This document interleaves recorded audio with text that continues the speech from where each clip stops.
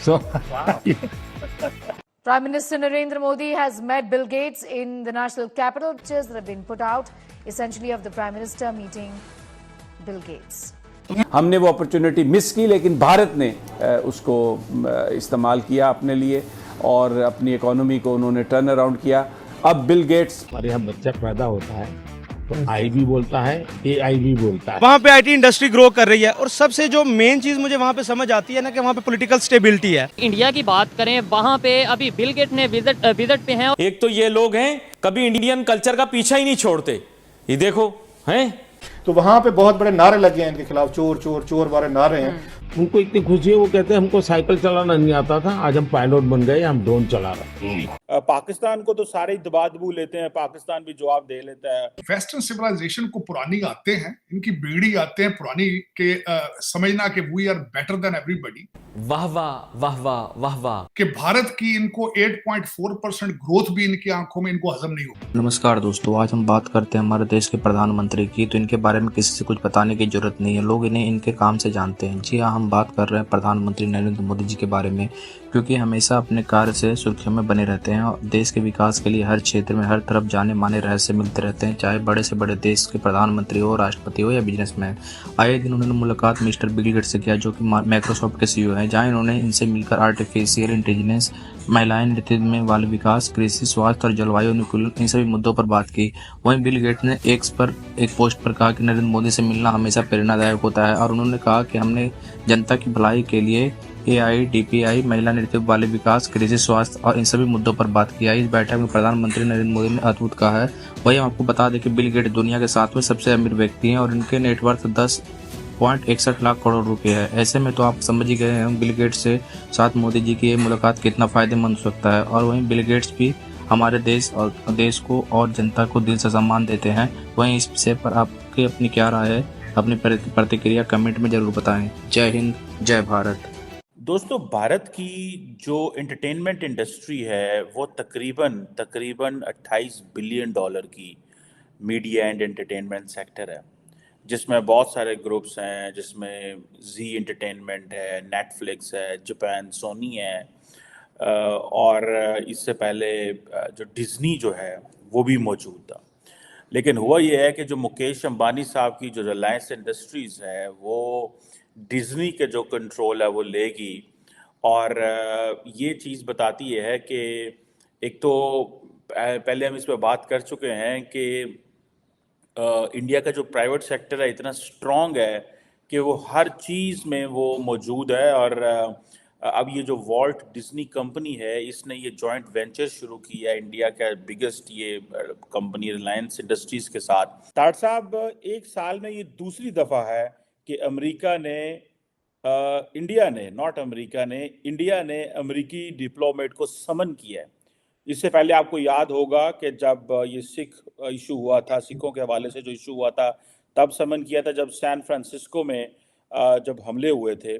और अभी जो है जो मैथ्यू मिलर हैं, उन्होंने जो क्रिटिसाइज़ किया है इंडिया के डोमेस्टिक जो प्रोसेसेस हैं उसके हवाले से। डॉक्टर साहब, ये इंडिया और अमेरिका के ताल्लुकात तो बहुत अच्छे हैं, लेकिन ये हालात ख़राब क्यों हो रहे हैं? क्यों बाइडेन एडमिनिस्ट्रेशन इस मौके पे आ गई है? पाकिस्तान को तो सारे ही दबा दबू लेते हैं, पाकिस्तान भी जवाब दे लेता है और साढ़े पंजाबी कहते हैं 19 भी कर लेता है। इंडिया जो है वो भी आगे से बड़ी टफ लैंग्वेज यूज़ की है। मैंने इंडिया के वो जो स्पोक्स पर्सन की लैंग्वेज पढ़ी है, बड़ी टफ लैंग्वेज है। कैसे देखते हैं आप चीज़ों को? चीमा साहब, ये वेस्टर्न सिविलाइजेशन को पुरानी आते हैं, इनकी बीड़ी आते हैं पुरानी के समझना कि we are better than everybody, our system is working better than everybody else. पुरानी आते हैं इनकी खराब हैं। और दूसरा, मैं हमेशा ये कहता हूं कि भारत की इनको 8.4% ग्रोथ भी इनकी आंखों में इनको हजम नहीं हो रही है। दूसरी चीज ये, मैं इस पे बिल्कुल, मैं बड़ा खुश हूं आज के इन्होंने 40 मिनट बुला के ग्लोरिया बर्बेनिया को 40 मिनट इन्होंने वहां पे रगड़ा दिया। मैं बड़ा खुश हूं इस बात पे। और ये दूसरी दफा, बल्कि 2 वाकयात हो चुके हैं, मैं बताना चाहूंगा। पहले जर्मनी ने इसके ऊपर कहा था और एक केजरीवाल के हवाले से 2 वाकयात हो चुके हैं जिस पे मुझे आप इजाजत दें, मैं बोलना चाहूंगा। एक तो इन्होंने जर्मनी ने केजरीवाल के ऊपर भी 1 हफ्ता पहले कहा था, उनको भी डिमार्श किया गया है।